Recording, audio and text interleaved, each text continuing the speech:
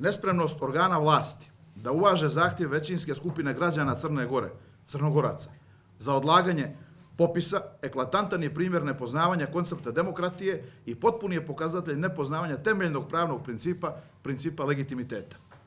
U bilo kojoj državi svijeta koja prihvata pravila prosvijećenih naroda, nemoguće je reći ne zanima me mišljenje i stav najmanje polovine građana te države. To je apsurd. Tada sasvim posljedično mora doći do onoga što se u prirodno-pravnoj doktrini naziva jus resistendi, ili ti pravo na otpor.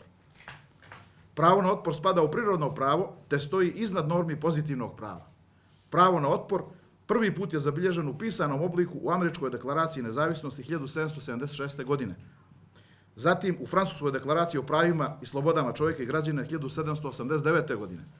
U savremenoj epohi, dakle u nekom našem vremenu šire gledano, u preambuli univerzalne deklaracije o ljudskim pravima iz 1948. kaže se da je bitno da ljudska prava budu zaštićena pravnim poretkom kako čovjek ne bi bio primoran da pribjegne pobuni kao krajnjem izlazu protiv tiranije i ugnjetavanja. U Ustavu Crne Gore, kao i ustavima većine savremenih demokratskih zemalja, jus resistendi nije posebno normirano, iako se podrazumijeva. Vidjet ćemo zašto. Ono direktno proizilazi iz proklamacije narodnog suvereniteta, to jest ustavno zaštićene pozicije naroda kao jedinog izvora vlasti u državi. Njegov ustavni status daje mu pravo da se suprotstavlja svakoj uzurpaciji i svakoj zloupotrebi vlasti. Na sreću, poslanici Evropskog parlamenta puno bolje nego mnogi naši donosioci odluka razumiju trenutnu destrukciju Crne Gore kao suverene države. Zato su na svom zasjedanju prije 2 dana i usvojili rezoluciju o Crnoj Gori, a usvojeni su i amandmani kojima se predlaže odgađanje popisa. Odmah potom, makar po medijskim izvještajima koje smo sinoć mogli da vidimo, čak i ozbiljan dio članova ovakve tehničke vlade, koja nema legitimitet da odlučuje o bilo čemu važnom, suštinski bitnom za državu, većinski su svojim izjavama podržali tu rezoluciju o odgađanju potpisa, što samo za sebe govori jako puno. Za rezoluciju je, da se malo bavimo i statistikom, glasalo čak, dakle za 529 poslanika Evropskog parlamenta, protivu je bilo 51, a 53 je bilo uzdržano.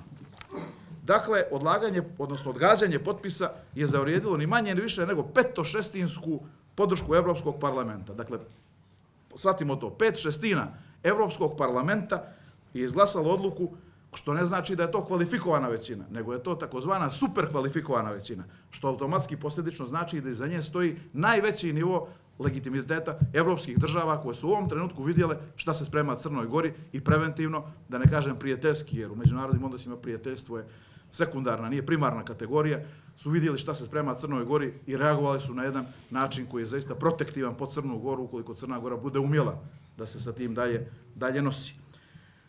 Kao predstavnik institucije domaćina ovog skupa, volio bih da iznijeti argumenti na današnjim panelima budu suštinski, a ne samo formalni i formalistički.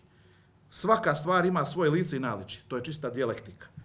Bezdušni, formalističko-tehnokratski narativ, kojim se vrlo često služe predstavnici državnih institucija, onda kada hoće da svoje loše namjere sakriju iza formalnih normi, a bez vođenja računa o javnom interesu, ne samo da nije konstruktivan, već udara u same temelje interesa države i svih njenih građana. Zato se nadam da danas takav pristup ovdje nećemo vidjeti. Na ovom fakultetu u svemu što radimo mi pokušavamo njegovati princip audiatur et altera pars. Dakle, čuti i drugu stranu. Ono što učimo svoje studente ne bi trebali i trudimo se da ne odstupamo od toga ni u ličnom životu, ni u ličnim primjerima, ni u profesionalnom radu.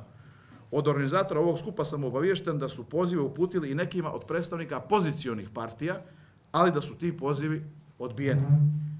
Lično, a ubijeđen sam i ostali članovi kolektiva Pravnog fakulteta i moje kolege iz akademske sfere, rado bi ovdje vidjeli i političke predstavnike druge zainteresovane strane, međutim, kao domaćini, ali ne i organizatori ovog skupa, na to nismo mogli uticati.